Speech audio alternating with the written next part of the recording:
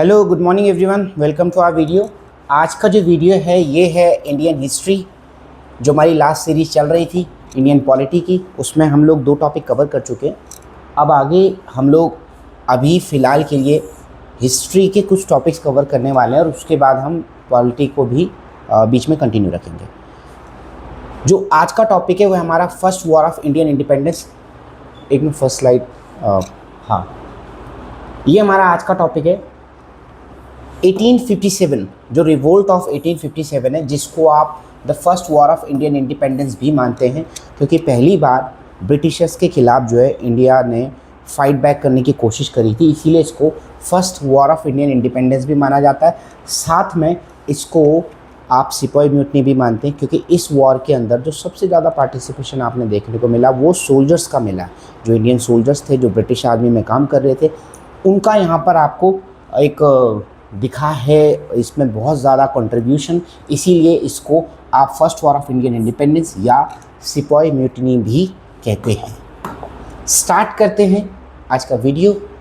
तो ये है हमारा first slide, the first war of Indian independence. देखिए, जैसे कि आपको पता है कि इंडिया के अंदर 1600 के आसपास से यहाँ ब्रिटिश रूल कर रही थी।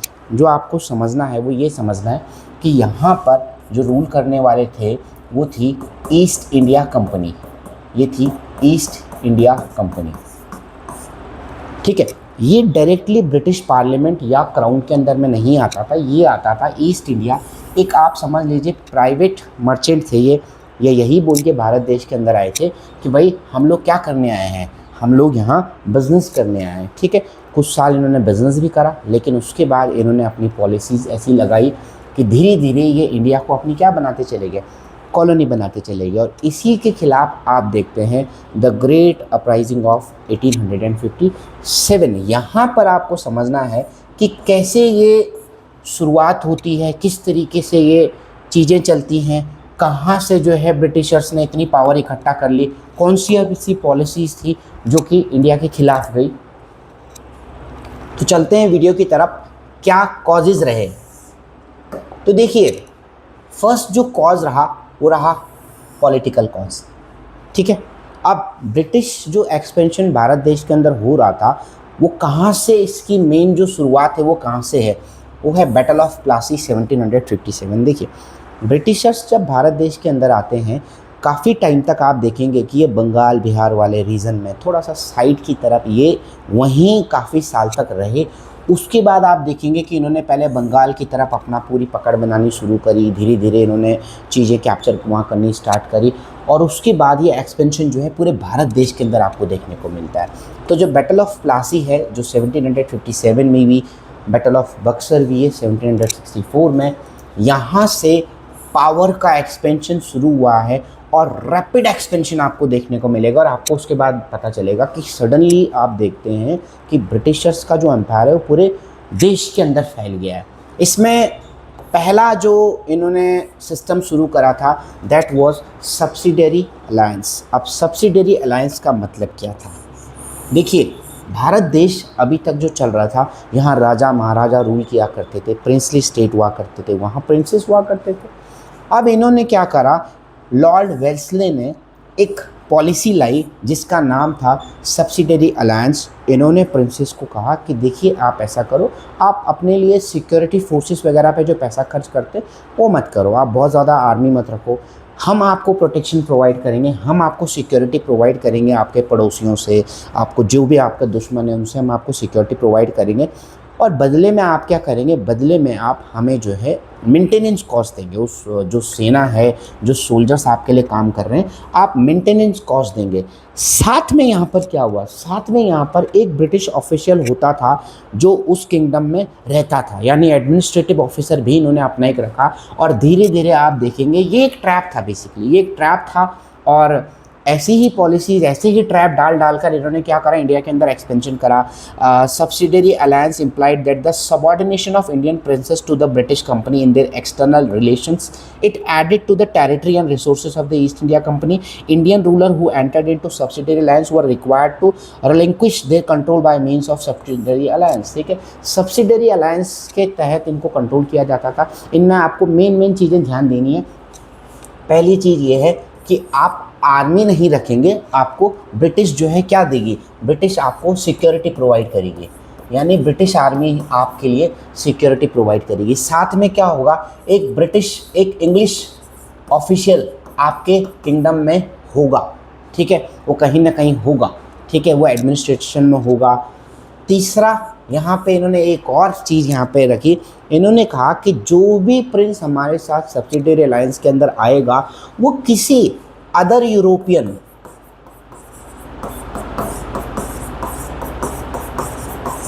यूरोपियन के साथ आपकी फ्रेंडशिप नहीं हो सकती। आप किसी दूसरे यूरोपियन के साथ रिलेशंस बिल्ड नहीं कर सकते। दूसरे यूरोपियन का मतलब क्या है यहाँ पर, देखिए इस ज़माने में इंग्लिश ईस्ट इंडिया कंपनी थी, यहाँ फ्रेंच थी, यहाँ डच था, यहाँ डैनिश था, इतने सारे कंपनीज आई। तो इंग्लिश ने कहा कि देखो भाई, अगर आप हमारे साथ ये इस्टेब्लिश करते हैं तो भाई आप जो है किसी दूसरे के साथ फिर रिलेशन बिल्ड नहीं कर सकते। ठीक है, आपके राज्य में जो बिज़नेस करने का राइट होगा हमारा होगा, उसके बदले हम आपको सिक्योरिटी देंगे, और आप किसी दूसरी इंग्लिश कंपनी के साथ डील नहीं करेंगे। ठीक है, ये सब्सिडरी अलायंस की मोटी मोटी 3 बातें थी। पहले, सिक्योरिटी ब्रिटिश देगी, एक इंग्लिश ऑफिशियल होगा, एडमिनिस्ट्रेटिव ऑफिसर बेसिकली, जो राज्य में रहेगा, और तीसरा जो होगा, ये आप किसी अदर यूरोपियन कंपनी के साथ कोई डील नहीं करेंगे। आगे बढ़ते हैं। अब पहला मैंने आपको बता दिया है सब्सिडरी अलायंस। दूसरा जो चीज़ ये लाए, वो लाए doctrine of lapse.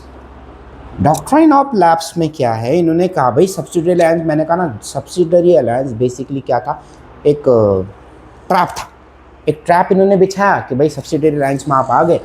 Doctrine of lapse क्या था, किसने इंट्रोड्यूस करा, वो लॉर्ड डलहौजी। ठीक है, लॉर्ड डलहौजी ने डॉक्ट्राइन ऑफ लैप्स लाया, और इन्होंने क्या कहा, allowed the British to annex Indian state if the ruler died without a natural heir. ठीक है, ब्रिटिश अंपायर आपके रूल को, आपके जो प्रिंसली स्टेट है उसको कैप्चर कर देगा, एनेक्स कर देगा, अगर जो राजा है उसके पास एक नेचुरल हेयर नहीं है। दैट मीन्स राजा का उत्तराधिकारी नहीं है, कोई वंश आगे बढ़ाने वाला नहीं है। ठीक है, और इन्होंने क्या कहा, इन्होंने कहा कि भाई आप जो है किसी को गोद नहीं ले सकते। इसका एक क्लासिक एग्जाम्पल है झांसी, जहाँ से आपने रानी लक्ष्मीबाई सुनी होंगी। ठीक है, तो क्या था डॉक्ट्राइन ऑफ लैप्स, इन्होंने कहा a British policy under which any Indian state would be annexed if the ruler without a natural biological heir. देखिए, ब्रिटिश इस जमाने तक इतनी पावरफुल हो चुकी थी ऑलरेडी, ये आपको समझना होगा कि बहुत पावरफुल हो चुकी थी। तो इन्होंने कहा कि भाई जहाँ भी नहीं होगा वहाँ हम कब्जा कर लेंगे, वहाँ हम एनेक्स कर देंगे, हम उस रूल को चलाएंगे। किसने इंट्रोड्यूस करा, वो हमने आपको बता दिया, लॉर्ड डलहौजी ने इंट्रोड्यूस करा। ठीक है, इन्होंने कहा कि भाई आप जो है किसी तरीके से कोई अपने वंश को आगे बढ़ाने के लिए किसी को गोद नहीं ले पाएंगे। इसमें पहला जो स्टेट था जो आपको याद रखना है, that was Satara. Satara was the first state to be annexed under doctrine of lapse. ठीक है, ये पहले किंगडम था जो कि इसमें हुआ। उसके बाद आपने देखा झांसी, नागपुर, अवध। इनमें अवध आप देखेंगे तो इसमें इन्होंने कहा कि भाई आपके यहाँ मिस गवर्नेंस है, यानी आप जो है राज्य को सही तरीके से नहीं चला रहे हैं। तो इन्होंने बहुत सारे तरीके लगाए। इन्होंने कहा भाई हेयर नहीं है, हम चलाएंगे, आप गवर्नेंस सही तरीके से नहीं कर रहे हैं, मिस गवर्नेंस का इल्ज़ाम डाल दिया, और इस तरीके से आपने क्या कर दिया, आपने धीरे धीरे जो है कब्जा करना शुरू कर दिया भारत देश के अंदर। और आप इस मैप के अंदर देखेंगे कि किस तरीके से ये फैलते चले गए, कैसे ये आपके फैलते चले गए। ठीक है, और यहाँ देखो आप, निज़ाम ऑफ हैदराबाद, ठीक है, मद्रास, राजपूताना, गुजरात, पंजाब, ये वो लोग हैं जिन्होंने इस 1857 के रिवोल्ट में कोई पार्टिसिपेशन नहीं दिखाया। रीज़न बीइंग, यहाँ पर इनको लगा कि भाई हमें कुछ नहीं करना है, ना हमें इनके साथ छिड़कानी करनी है, ना कुछ करनी है, हम सेफ हैं। ठीक है, तो ये साइड रहे। और यही एक बड़ा कॉज भी रहा है रिवोल्ट ऑफ 1857 के फेलियर का, ठीक है। बहुत सारे ऐसे लोग थे जिन्होंने या तो पार्टिसिपेशन ही नहीं करा या तो ब्रिटिश की हेल्प करी, और इनमें से बहुत सारे ऐसे राज्य हैं या ऐसे बहुत सारे प्रिंसेस हैं जो आज़ादी के बाद तक भी प्रिंस रहे हैं, ठीक है। आज भी हैं कई सारे, आपने सिंधिया सुने होंगे, ठीक है, सेंट्रल मिनिस्टर भी हैं। तो ये कौन लोग हैं? ये वो लोग हैं जिन्होंने कभी फाइट करने की शुरुआत ही नहीं करी। आगे बढ़ते हैं। इसके अलावा क्या पॉलिटिकल कॉजेज रहे? तो अगला जो पॉलिटिकल कॉज है वो है डिसकर्टेसी टू द मुगल एम्पायर, ठीक है। देखिए, मुगल एम्पायर, जैसे कि आपको पता है कि ये मुगल एम्पायर उस ज़माने में चल रहा था, और भारत के जो आपने राज्य किंग जो डिक्लेयर करे थे ड्यूरिंग रिवोल्ट ऑफ 1857 वो थे बहादुर शाह, ठीक है। अब उस ज़माने तक इतने पावरफुल तो नहीं रह गए थे, लेकिन इन्होंने एक चीज़ और करी। ब्रिटिश ने कहा कि देखो भाई, ऐसा है कि बहादुर शाह जब तक हैं तब तक ही आप इंपीरियल पैलेस में रह पाएंगे, रेड फोर्ट का, ठीक है। उस ज़माने में ये लोग रेड फोर्ट में रहा करते थे, इसको आप इंपीरियल पैलेस कहते थे, ठीक है। राजघराना बेसिकली वहाँ रहा करता था। इन्होंने कहा कि जब तक बहादुर शाह है तब तक तो आप यहाँ रह सकते हैं, उसके बाद आपके जो बेटे होंगे वो यहाँ नहीं रह सकते, ठीक है, वो यहाँ नहीं रहेंगे भाई। अब आपको अलाउ नहीं किया जाएगा, जो आपका सक्सेसर होगा वो इंपीरियल टाइटल यूज़ नहीं कर पाएगा, उसको राजा नहीं माना जाएगा। ये सारी चीज़ें अब जनता के गले नहीं उतरी भाई, ठीक है। मुगल एम्पायर को भी लगा कि अरे भाई, ये तो हमारा नाम ख़त्म करने को तैयार हो रखे हैं, ठीक है। तो ये भी एक कॉज देखने को मिला जहाँ पर आपने देखा कि मुग़ल एम्पायर का जो है वो यहाँ पर डिसरिस्पेक्ट होती है, और वो एक कॉज बनता है 1857 के रिवोल्ट का। इसके अलावा नाना साहिब जो हैं एडॉप्टेड सन थे बाजीराव सेकंड के, ठीक है। पेशवाज हुआ करते थे, आपने पेशवा सुने होंगे साउथ इंडिया की तरफ, Maharashtra to be very particular, Peshwa वहाँ राजाओं को कहा जाता था। तो बाजीराव सेकंड के जो बेटे थे वो नाना साहिब थे। अब जैसे कि मैंने आपको बताया था कि इन्होंने कहा था कि भाई आप एडॉप्टेड सन नहीं रख सकते, ठीक है। तो नाना साहिब को जो पेंशन आनी है उसको डिनाई कर दिया ब्रिटिश ने कहा कि भाई देखो, हम आपको पेंशन नहीं देने वाले, ठीक है। सीधा यहाँ पर आपको कॉज दिख रहा होगा कि कॉज ये कह रहा है कि भाई आप क्या हैं, आप एडॉप्टेड हैं, आप गोद लिए हुए। अब गोद लिए हुए, तो ब्रिटिश ने कहा भाई देखो, गोद लिए किसी को भी हम कोई ना तो टाइटल देंगे, ना राज्य देंगे, ना ही पेंशन देंगे। क्योंकि देखिए, स्कीम क्या चलाई थी ब्रिटिश ने, एक्चुअली आपको ये समझना होगा क्यों राजा जो थे इतने उतावले हो रखे थे जाके ब्रिटिश के साथ बैठने के लिए। सबको अच्छी खासी मोटी पेंशन मिल रही है, सबको कहा कि आप जाओ इंग्लैंड में रहो, लंदन में रहो, घूमो फिरो, ऐश करो, कहाँ यहाँ पड़े हुए हो, ठीक है। और राजाओं ने कहा हाँ भाई ठीक है। तो बहुत सारे राजा इस तरीके से रिटायर हो गए। नाना साहिब को इन्होंने कहा कि भाई देखो, आपको तो हम पेंशन भी नहीं देने वाले, आपको कुछ नहीं मिलने वाला, ठीक है। तो ये भी एक कॉज बना। नाना साहिब ने अपना पूरा जो पैसा था, जो पावर था, वो लगाया ब्रिटिश के खिलाफ, और रिवोल्ट ऑफ 1857 में एक जान डालने का काम करा। इसके अलावा क्या क्या कॉजेज रहे? एडमिनिस्ट्रेटिव फेलियर, बहुत सारे एडमिनिस्ट्रेटिव फेलियर रहे ब्रिटिश के उस ज़माने में। जो ईस्ट इंडिया कंपनी यहाँ काम कर रही थी, वो बहुत सारी ऐसी चीज़ें कर रही थी उस ज़माने में जहाँ पर कि लोगों को भी प्रॉब्लम होने लग गई, ठीक है। तो इसमें जो पहला आप देखेंगे कि भाई देखो, नेटिव इन्होंने कुछ भी नहीं करा, इन्होंने सब जो है अपने रूल्स एंड रेगुलेशन लगाए। ये चीज़ थोड़ा सा लोगों को भी हिट करी, और यहाँ पर जो लोग के रीति रिवाज थे, जो कस्टम थे, उनसे ब्रिटिश जो है वो इतना ज़्यादा इन्वॉल्व नहीं थे, सीखने की कोशिश नहीं करी, लोगों के हिसाब से चलाने की कोशिश नहीं करी, अपना रूल लगाने की कोशिश करी। ये एक कॉज बना। दूसरा, जितने भी हाई ऑफिसेस में जो इंडियंस थे वो पहुँच चुके थे इस ज़माने तक, यहाँ तक एडमिनिस्ट्रेशन में भी इंडियंस घुस चुके थे, इन्हें हटा दिया गया। जो भी हाई पोस्ट इंडिया वाले लोग जो हैं वो बैठे हुए थे जिन पोस्ट पर, उन पोस्ट से इंडियंस को हटा दिया गया। इन्हें कहा गया कि भाई आप जो है हाई एडमिनिस्ट्रेशन पोस्ट पे नहीं बैठ सकते। जो ब्रिटिशर्स थे, थर्ड जो कॉज इसमें है एडमिनिस्ट्रेटिव फेलियर का, ब्रिटिशर्स बहुत ज़्यादा एरोगेंट थे इंडियंस के खिलाफ। उन्हें भारत वालों के खिलाफ बहुत ज़्यादा एरोगेंस बिहेवियर दिखाया, जिसमें मैंने आपको एक ये भी रीज़न बताया कि भाई वो लोगों ने इंडियंस को जो है हाई पोस्ट पे बिठाने से मना कर दिया।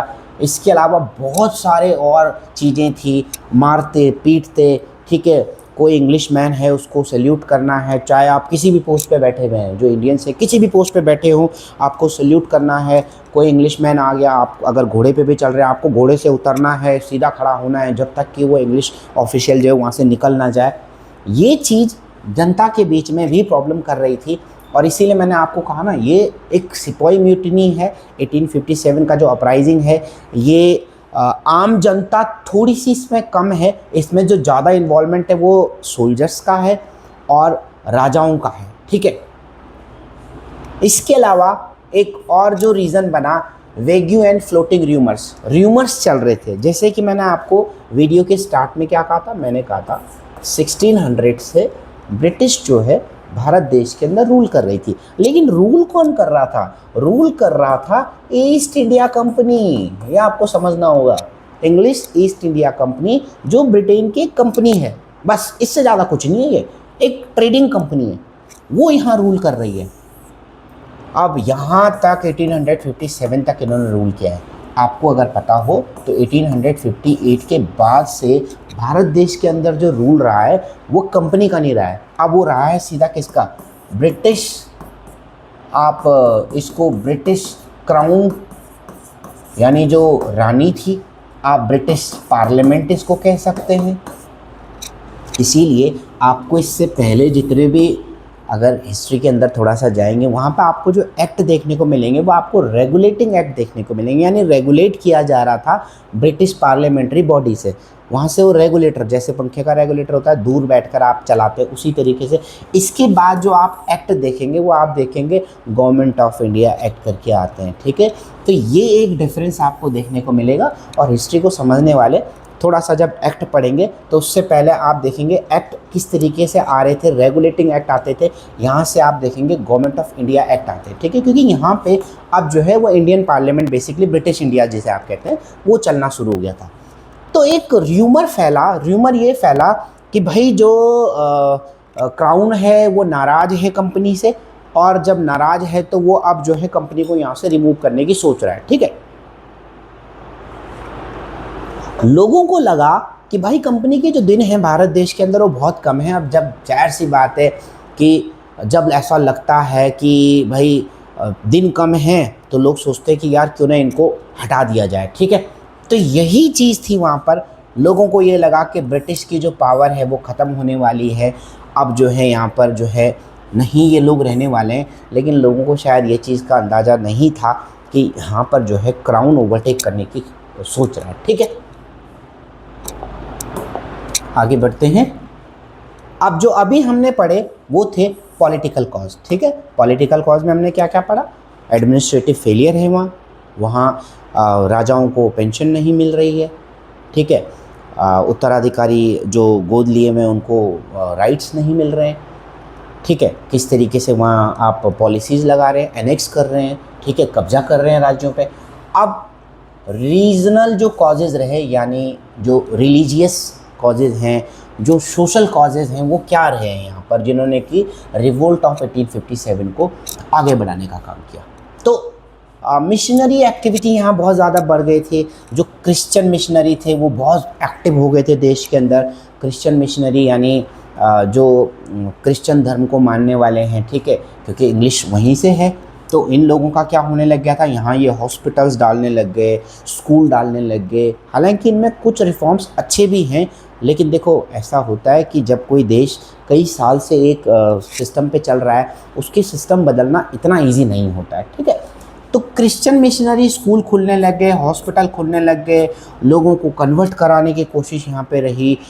कई लोग कन्वर्ट भी हो गए। तो हिंदूज़ को, मुस्लिम्स को, इनको लगा कि भाई हमारा जो धर्म है वो किस में आने वाला है, खतरे में आने वाला है। मिशनरी एक्टिविटी यहाँ ज़्यादा हो रही है, ठीक है। कुछ लॉज एंड पॉलिसी बनी, जैसे रिलीजियस डिसेबिलिटी एक्ट बने 1850, हिंदू लॉ ऑफ इनहेरिटेंस यहाँ पे बदला गया, सती प्रथा जो है वो रेगुलेशन एक्ट यहाँ पे बनाया गया।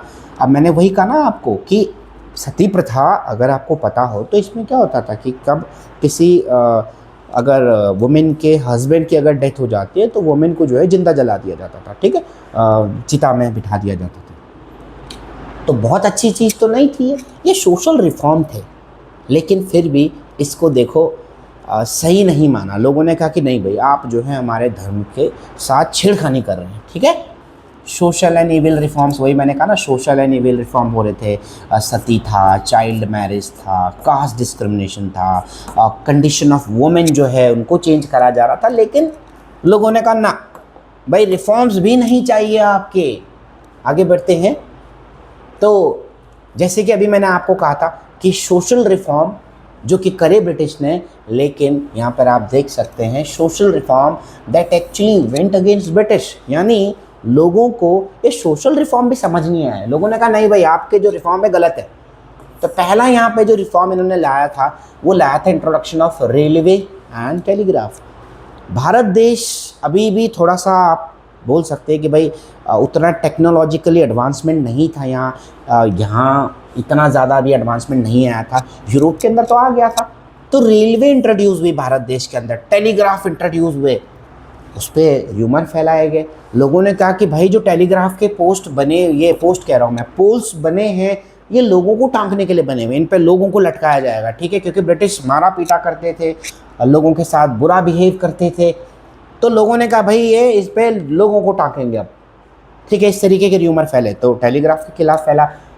और रेलवे के खिलाफ क्या हुआ? रेलवे में लोगों ने कहा कि देखो भाई, ऐसा सोशल बैरियर है यहाँ, ऊंच नीच जात पात बहुत सारी उस टाइम पे काम करती थी, आज भी करती हैं, ठीक है। तो सोशल इविल है बेसिकली। लेकिन लोगों ने कहा कि देखो भाई, अगर ट्रेन आएगी, एक ही डब्बे में सब बैठेंगे, ऊंची जाति का भी नीची जाति का भी, छुआछूत होगी, तो ये तो गलत चीज़ है। तो इसका भी विरोध करा गया। तो ट्रेन जो कि एक्चुअली अच्छा रिफॉर्म था ब्रिटिश से, भाई आपका ट्रांसपोर्ट मजबूत कर रहे हैं, आज भी लाइफलाइन मानी जाती है भारत देश की, उसको भी एक गलत नज़र से देखा गया। इसीलिए इसकी जो आप हेडिंग देखेंगे वो है कि सोशल रिफॉर्म्स, बदलाव करने की कोशिश जो एक्चुअली ब्रिटिशर्स के खिलाफ चले गए, ठीक है। इसको आपने कास्ट रूल्स में इंटरफेरेंस देखा, सोशल ट्रेडिशन में इंटरफेरेंस देखा, racial discrimination and indignities hurled at Indians, ठीक है। अब ये तो मैं आपको ऑलरेडी बता चुका हूँ कि किस तरीके से ब्रिटिश ऑफिशियल जो है वो खुद को सुप्रीम मानते थे, इंडियंस को वो नीचे मानते थे कि भाई आप हमारे बराबर नहीं हैं, आप हमारे साथ नहीं बैठ सकते। स्कूल में जो है आगे जो है ब्रिटिश के बच्चे बैठा करते थे, पीछे जो है इंडियंस को अलाउ किया जाता था, ठीक है।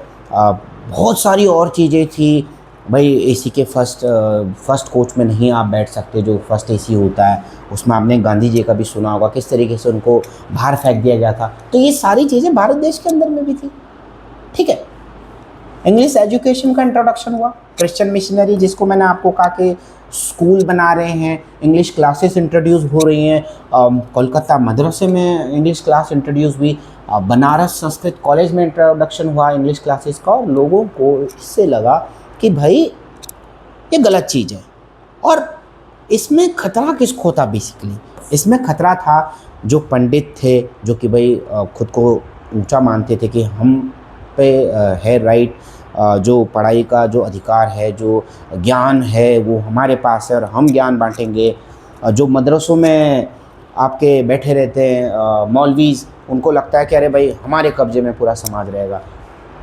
तो जब स्कूल आ जाएगा तो तब क्या होगा? स्कूल के अंदर टीचर आएंगे, चीज़ें आएंगी, तो पंडितों को भी लगा कि भाई हम कहाँ जाएंगे, हमारे पास क्या बचेगा। और मौलवी को भी लगा, मौलवी को लगा कि भाई अब मेरी कौन सुनेगा, ठीक है। अभी तक तो बुला रहे थे मदरसे। तो ये चीज़ें भी जो है जो चेंजेस लाने की कोशिश करी ब्रिटिश ने, ये कहीं ना कहीं जो है एक नेगेटिव डायरेक्शन में चला गया। अब ये है हमारा सेकेंड लास्ट स्लाइड डे के लिए, मिलिट्री कॉजेज़। जैसे कि मैं शुरू में भी बोल चुका हूँ कि 1857 का जो रिवोल्ट था, इसमें मेन तौर पे दो लोगों का बड़ा पार्टिसिपेशन था। एक था राजाओं का, क्योंकि राजाओं का नुकसान हो रहा था, और दूसरा था यहाँ पर जो आपके सोल्जर्स हैं, ठीक है। राजा भी मैं बोलूँगा, सोल्जर्स, और राजा के साथ साथ आपके जमींदार वगैरह जो थोड़े से हायर क्लास इंडियन थे, उन लोगों के यहाँ पे थोड़े से राइट्स जो हैं वो कम हो रहे थे उससे। अब मिलिट्री कॉजेज़ पढ़ लेते हैं पहले।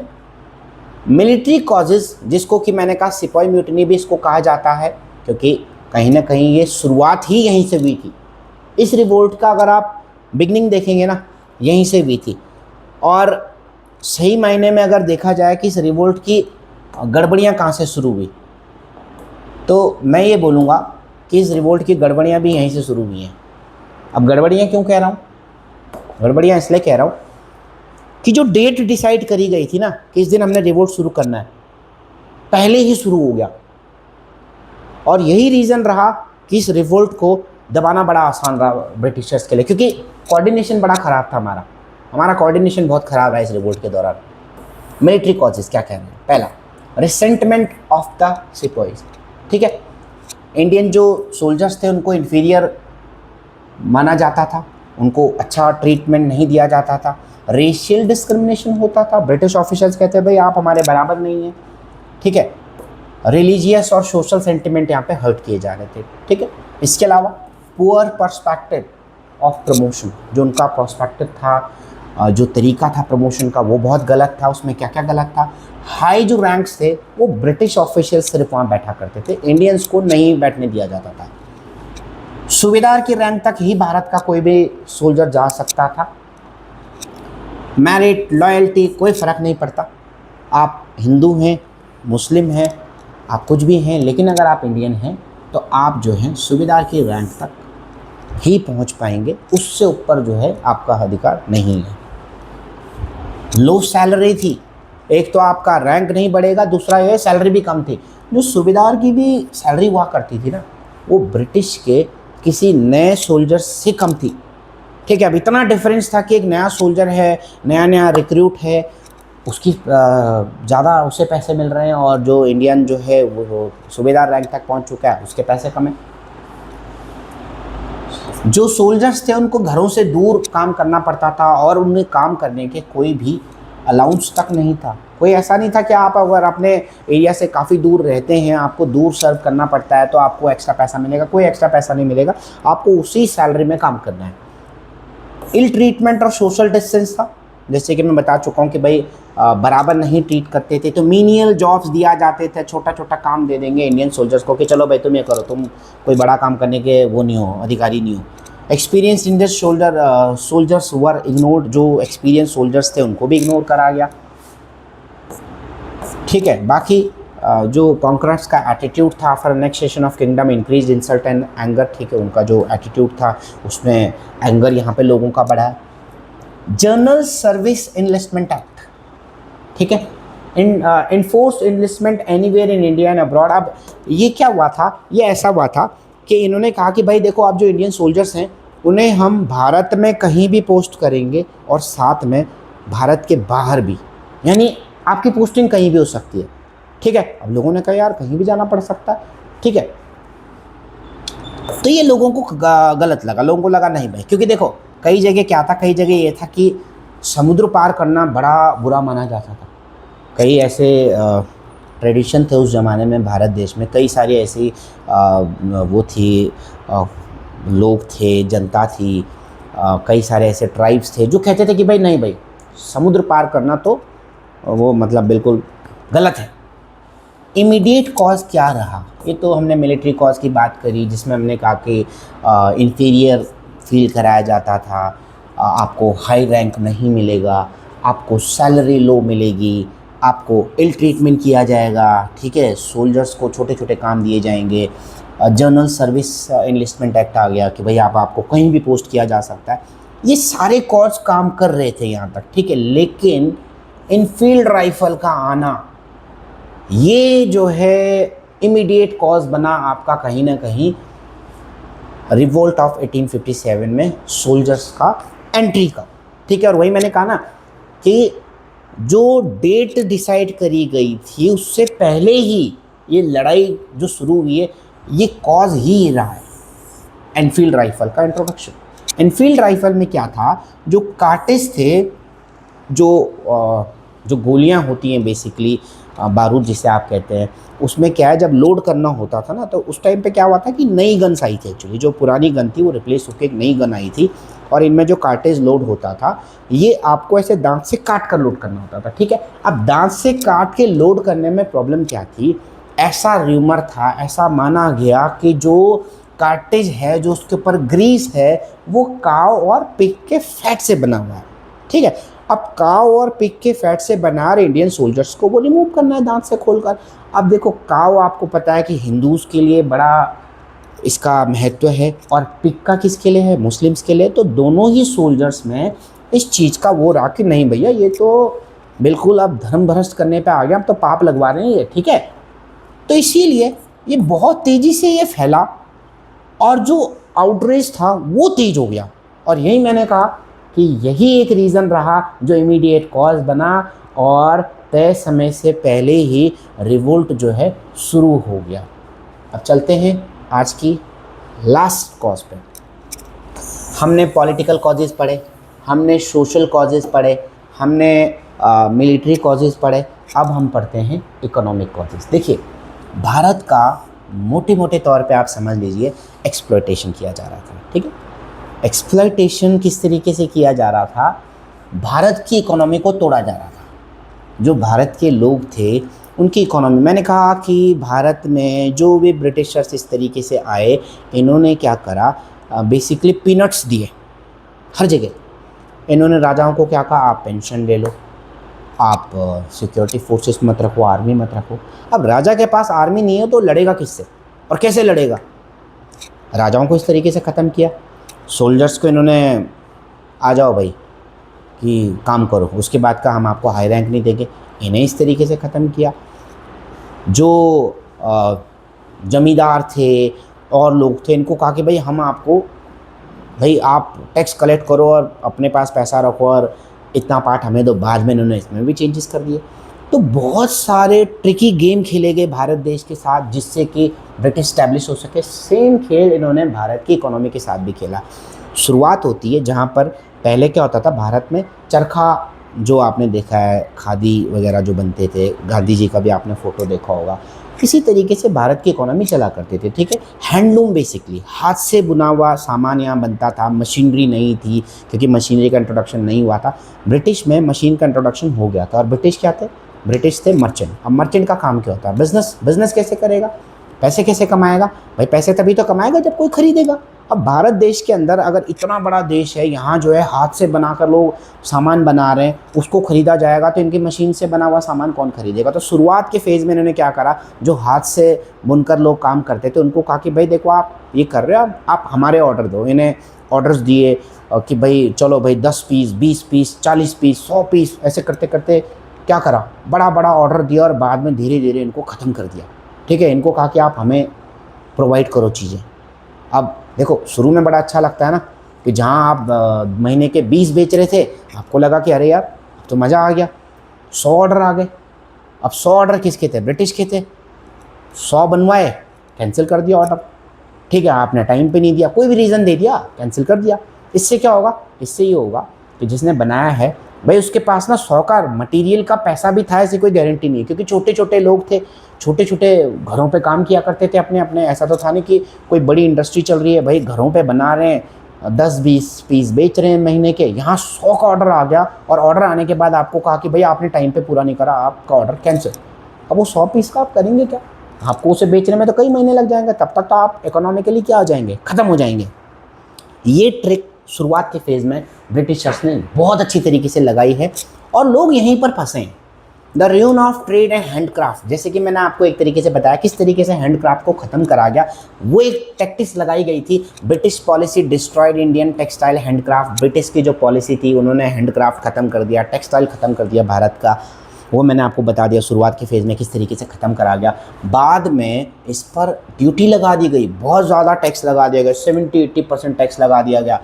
जो इंडिया सिल्क है उसको बैन कर दिया गया, ठीक है, कि नहीं भाई अब आप नहीं बना पाएंगे। जो सामान ब्रिटिश का था वो एक बहुत नॉमिनल ड्यूटीज़ पे भारत देश आने लगा, उस पर बहुत ज़्यादा इंपोर्ट ड्यूटी नहीं लगी और जब सस्ता आएगा तो सस्ता बिकेगा। एक तो मशीन से बन रहा है, देखो सस्ता है पहले ही, ऊपर से उस पर टैक्स भी कम है तो और सस्ता हो गया।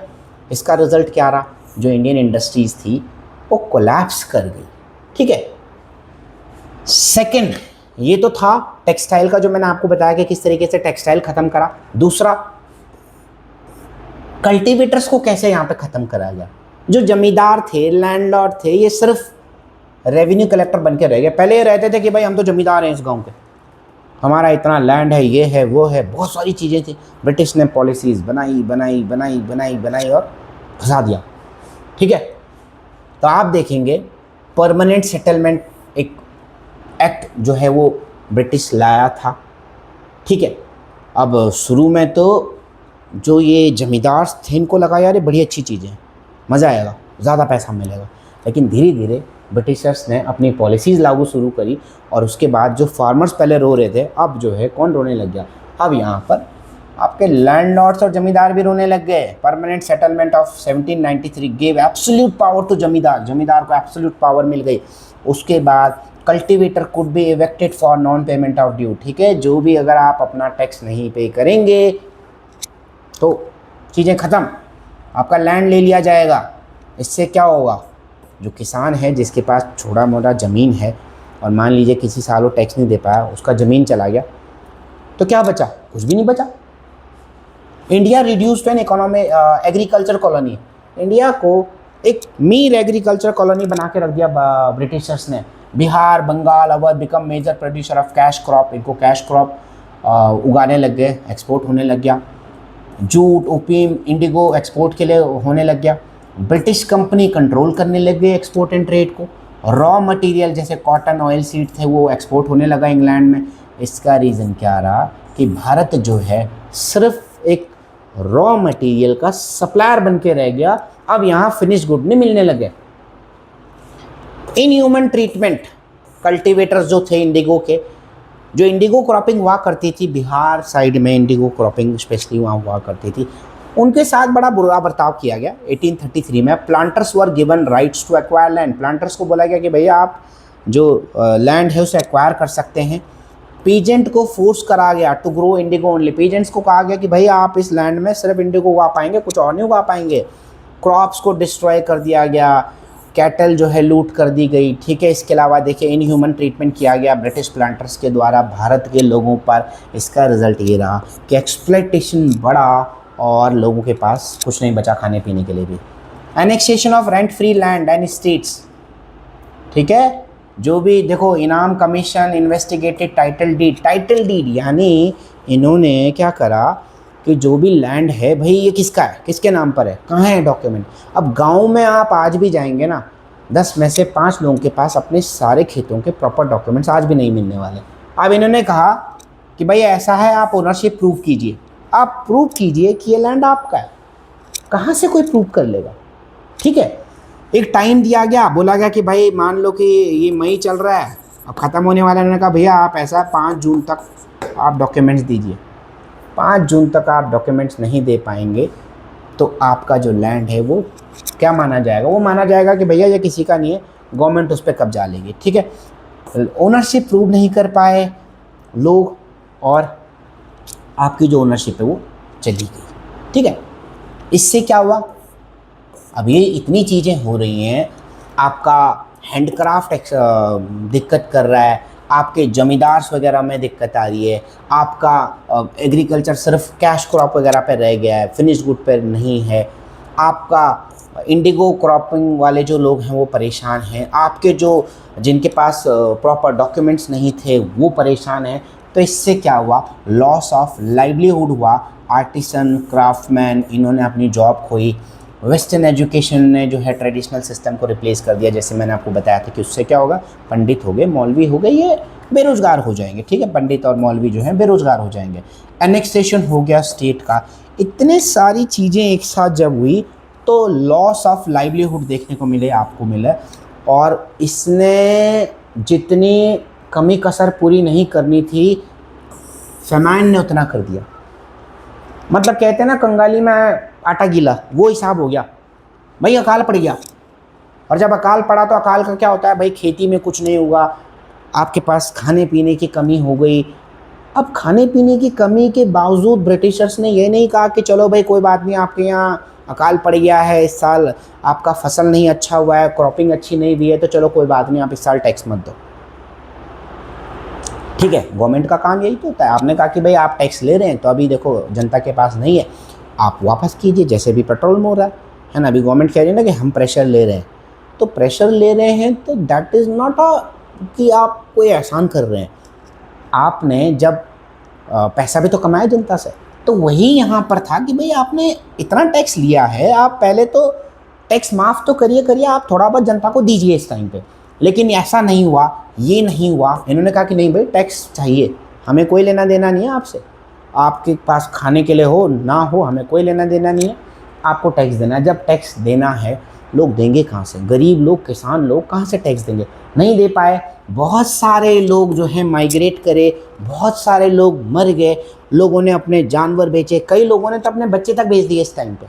आप इस टाइम पे सुनेंगे कि भाई लोगों ने अपने बच्चे बेच दिए, 2 टाइम का खाना मिल जाएगा, किसी ने बच्चे, किसी ने जानवर, पूरा देश जो है तबाह हो गया।